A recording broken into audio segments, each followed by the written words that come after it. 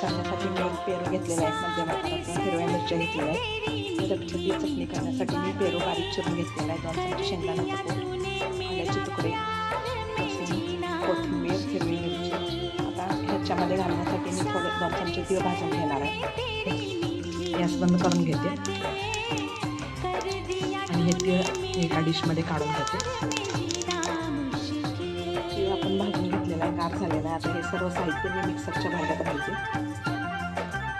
पेरूची चटणी करण्यासाठी मी पेरू बारीक चिरलेलं पेरू, आलं, लसूण, मिरची, कोथिंबीर, शेंगदाण्याचं कूट, भाजलेलं ते सर्व साहित्य यामध्ये घातलेलं आहे. आता ह्यामध्ये चवीपुरतं मीठ घातलं दिलेले.